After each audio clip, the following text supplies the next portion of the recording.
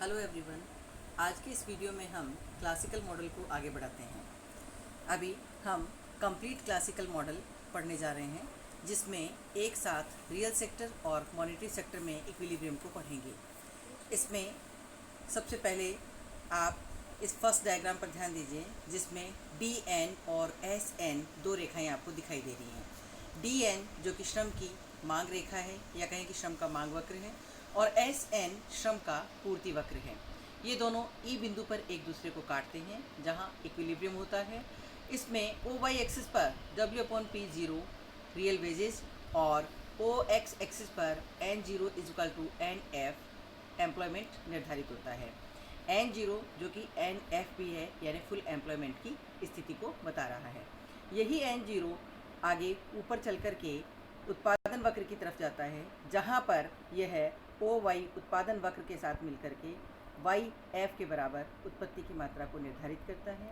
ये Y F उत्पत्ति की मात्रा आगे चलकर मॉनेटरी सेक्टर में एम बी वक्र पर आती है, जहाँ आकर के ओ एक्स एक्सिस पर ओ पी जीरो प्राइसेस और ओ वाई एफ उत्पत्ति की मात्रा का निर्धारण, जो कि पहले हो चुका है, निर्धारित करती है। फिर ये P0 जो है, यह नीचे फोर्थ डायग्राम में जाता है, जहाँ आपको एक 45 डिग्री की रेखा दिखाई दे रही है, जो कि W अपॉन P यानी रियल बेस लाइन है। P0 इसे जहाँ काटता है, इसे हम इस रेखा को ओ वाई एक्सिस की तरफ मिलाते हैं, जहाँ OW मौद्रिक मजदूरियों का निर्धारण होता है। लास्ट में जो डायग्राम आपको दिखाई दे रहा है, इसमें एक आई और दूसरा एस वक्र है। आई इन्वेस्टमेंट कर्व है और एस सेविंग वक्र है।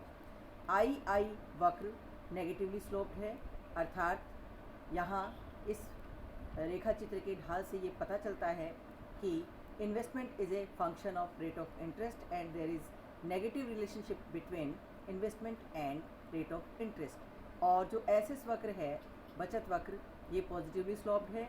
ये बताता है कि there is positive relationship between saving and rate of interest. जिस स्थान पर ये दोनों एक दूसरे को काटते हैं, ठीक उसी स्थान पर एक तरफ ओ एक्स एक्सिस पर एस इज इक्वल टू आई यानी बचत और विनियोग की मात्रा बराबर होती है, तो दूसरी तरफ साम्य ब्याज की दर का निर्धारण होता है। ये था कंप्लीट क्लासिकल मॉडल एक साथ। लीजिए, इसके बाद हम आगे चलते हैं और चेंजेस को देखते हैं। हम पढ़ रहे थे चेंजेस के बारे में, अब हम पढ़ेंगे अनम्य मौद्रिक मजदूरियों को। अनम्य मौद्रिक मजदूरियों का मतलब है कि जब क्लासिकल मॉडल में मॉनेटरी वेजेस अनम्य हो, उनमें लचीलापन नहीं हो, यानी उन्हें कम नहीं किया जा सके, तो क्या स्थिति होगी। प्रतिष्ठित सिद्धांत जो कि वस्तु और साधन बाजार में पूर्ण प्रतियोगिता की मान्यता पर आधारित हैं, जिससे असंतुलन उत्पन्न ही नहीं होगा।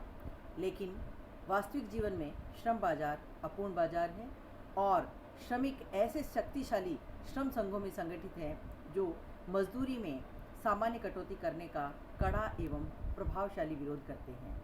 नई बाजार स्थिति में द्रव्य मजदूरी नीचे की ओर अनम्य है, अर्थात इसमें कमी नहीं की जा सकती, लेकिन ऊपर की ओर लचीली और परिवर्तनीय है, क्योंकि श्रम संगठन मजदूरी में वृद्धि का विरोध कभी नहीं करते हैं। इस प्रकार श्रम की मांग बढ़ने पर मजदूरी बढ़ तो सकती है, लेकिन पूर्ति का आधिक्य होने पर इसमें किसी भी प्रकार की कमी करना संभव नहीं होगा। तो मजदूरी लचीलापन, जो प्रतिष्ठित आर्थिक विश्लेषण में बेरोजगारी को समाप्त करने का एक महत्वपूर्ण साधन या उपाय है, वह लुप्त हो जाता है। लीजिए, इसे हम निम्न रेखा चित्र की सहायता से समझते हैं।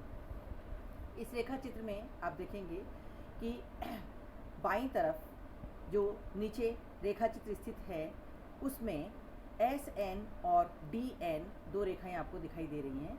डी एन जो कि श्रम का मांग वक्र है और एस एन जो कि श्रम का पूर्ति वक्र है। प्रारंभिक साम्य जो है वह ओ एन रोजगार की मात्रा पर आपको दिखाई दे रहा है।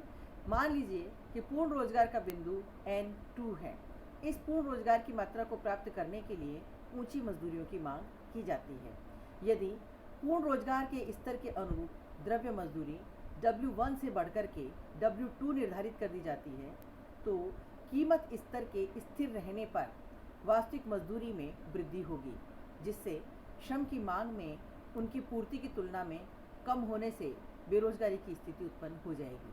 साथ ही रोजगार में कमी से उत्पादन में भी कमी होगी और मुद्रा की पूर्ति MV स्थिर रहते हुए उत्पादन में कमी से कीमतों में वृद्धि होगी। लेकिन कीमतों में वृद्धि मौद्रिक मजदूरी में हुई वृद्धि से कम होगी, जिससे वास्तविक मजदूरी में वृद्धि बनी रहेगी और बेरोजगारी की स्थिति विद्यमान रहेगी। अतः प्रतिष्ठित सिद्धांत के अनुसार यदि द्रव्य मजदूरी पूर्ण रोजगार के तदनुरूपी मजदूरी से अधिक है तो मौद्रिक नीति के द्वारा पूर्ण रोजगार के स्तर को पुनः प्राप्त किया जा सकता है। उनके अनुसार मुद्रा की मात्रा MV में पर्याप्त वृद्धि से सामान्य कीमत स्तर में पर्याप्त वृद्धि होगी, जिससे वास्तविक मजदूरी में कमी होगी और अर्थव्यवस्था में नियोक्ता अधिक श्रमिकों को रोजगार देंगे और उत्पादन में वृद्धि होगी। इस प्रकार मुद्रा की पूर्ति में वृद्धि करके पूर्ण रोजगार के स्तर को पुनः प्राप्त किया जा सकता है। लीजिए, ये था classical model, complete classical model. अब हम प्रतिष्ठित सिद्धांत की आलोचनाओं के बारे में पढ़ रहे हैं। 1930 की विश्वव्यापी मंदी ने प्रतिष्ठित अर्थशास्त्रियों के रोजगार और उत्पादन सिद्धांत का खोखलापन जाहिर कर दिया था। भयंकर बेरोजगारी और अति उत्पादन की स्थिति में पूर्ण रोजगार की धज्जियां उड़ा दी। ऐसे समय में कीन्स ने प्रतिष्ठित अर्थशास्त्रियों के रोजगार सिद्धांत की कटु आलोचना की। कुछ प्रमुख आलोचनाएं निम्न प्रकार हैं। नंबर 1, से का नियम अर्थात पूर्ति अपनी मांग स्वयं उत्पन्न करती है, भ्रमात्मक एवं दोषपूर्ण है। जेबी से, जिनका नियम ये कहता है कि supply creates it's on demand, ये सही नहीं है। क्यों? क्योंकि पूर्ति पहले नहीं आती है, बल्कि डिमांड की फोरकास्टिंग पहले की जाती है। पहले मांग का पूर्वानुमान किया जाता है, फिर उसके तदनुरूप उत्पत्ति का कार्य संपादित किया जाता है। ऐसा हमेशा नहीं हो सकता कि जितनी वस्तुओं का उत्पादन किया जाए वो सारी की सारी वस्तुएं बाजार में बिक जाएं। नंबर 2, मजदूरी की दरों में कटौती बेरोजगारी का हल नहीं है।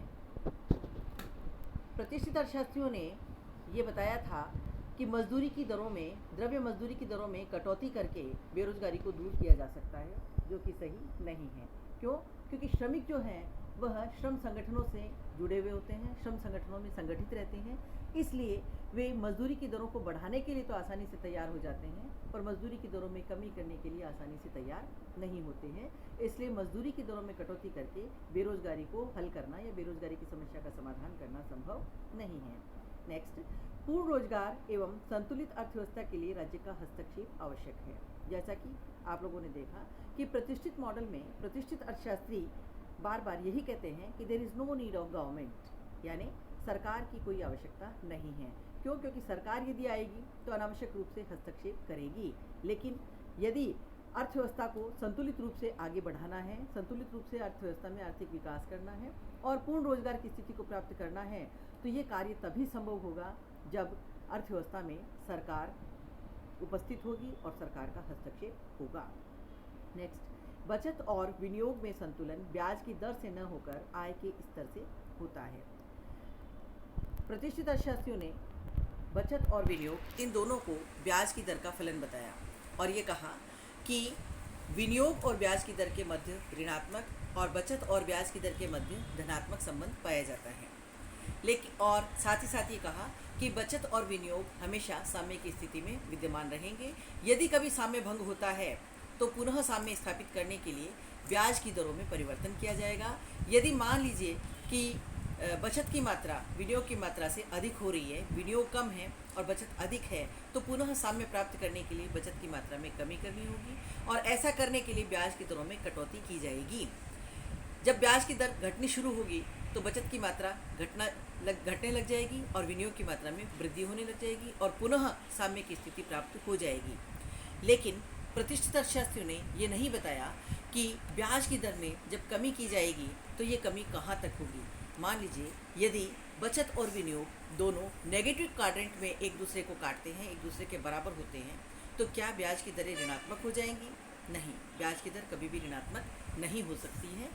ये स्थिति इसी को क्लियर करते हुए ये कहा गया है कि बचत और विनियोग जो हैं ये दोनों केवल ब्याज की दर पर ही नहीं बल्कि ये आय के स्तर पर भी निर्भर करते हैं। यानी केवल ब्याज की दर के ऊंचा होने पर ही बचत की मात्रा में वृद्धि नहीं होगी, बल्कि बचतों को बढ़ाने के लिए आय का स्तर भी बढ़ना बहुत ज़रूरी है। नेक्स्ट, पूर्ण प्रतियोगिता एक काल्पनिक और मिथ्या अवधारणा है। पूर्ण प्रतियोगिता जो कि वास्तविक जगत में इसका एग्जिस्टेंस नहीं पाया जाता है। नेक्स्ट, पूर्ण रोजगार अर्थव्यवस्था की सामान्य स्थिति नहीं है। इस संपूर्ण दुनिया में, संपूर्ण अर्थव्यवस्थाओं में कभी भी और कहीं भी आज तक पूर्ण रोजगार की स्थिति देखने को नहीं मिली है। तो इस तरह पूर्ण रोजगार अर्थव्यवस्था की सामान्य स्थिति को प्रदर्शित नहीं करता है। नेक्स्ट, मुद्रा की मांग केवल सौदों के लिए की धारणा गलत है। प्रतिष्ठित अर्थशास्त्र जो कि फिशर के मुद्रा परिमाण सिद्धांत पर आधारित है, जो ये कहता है कि money is demanded only for transaction purpose, अर्थात मुद्रा की मांग केवल सौदा उद्देश्य की पूर्ति हेतु की जाती है, ये सही नहीं है। आगे आने वाले समय में जो सिद्धांत प्रतिपादित किए गए, उन सिद्धांतों के माध्यम से हमें बताया गया कि मुद्रा की मांग सौदा उद्देश्य के साथ साथ सतर्कता और सट्टा उद्देश्य के लिए भी की जाती है। इसलिए यह मानना कि मुद्रा की मांग केवल सौदा उद्देश्य के लिए की जाती है, सही नहीं है। नेक्स्ट, दीर्घकालीन विश्लेषण का व्यवहारिक जीवन में विशेष महत्व नहीं है। कीन्स ने प्रतिष्ठित अर्थशास्त्र की आलोचना करते हुए कहा है कि दीर्घकाल बहुत लंबा समय होता है जिसमें हम सब मर जाते हैं, तो दीर्घकाल से संबंधित कोई भी थ्योरी जो है उसकी कहीं कोई वास्तविकता या विशेष महत्व व्यवहारिक जगत में नजर नहीं आता है। नेक्स्ट, प्रतिष्ठित सिद्धांत के अनुसार बेरोजगारी का मुख्य कारण अनम्य मजदूरी की मान्यता गलत है। कीन्स के अनुसार बेरोजगारी का मुख्य कारण निवेश के पर्याप्त अवसरों में कमी, निवेश व्यय की आवश्यकता एवं लोगों की ऊंची बचत प्रवृत्ति रही है। अर्थात कीन्स ने यह कहा है कि प्रतिष्ठित सिद्धांत जो ये बताता है कि बेरोजगारी का मुख्य कारण अनम्य मजदूरी है, यानी मजदूरी की दरों को नीचे नहीं गिराया जा सकता है, इस वजह से बेरोजगारी होती है, ऐसा नहीं है। बल्कि अर्थव्यवस्था में जो बेरोजगारी उत्पन्न हो रही है वह विनियोग के पर्याप्त अवसर नहीं मिलने के कारण है, और लोगों के मध्य जो बचत की प्रवृत्ति है वह ऊंची है, यानी लोग बचत ज़्यादा करते हैं परंतु निवेश में वृद्धि उस अनुपात में नहीं कर पाते हैं। तो इस प्रकार इतने जो इससे पूर्व के वीडियोस थे, उन वीडियोस में और इस वीडियो में कुल मिला करके हमने प्रतिष्ठित मॉडल का कंप्लीट अध्ययन कर लिया है। Thank you.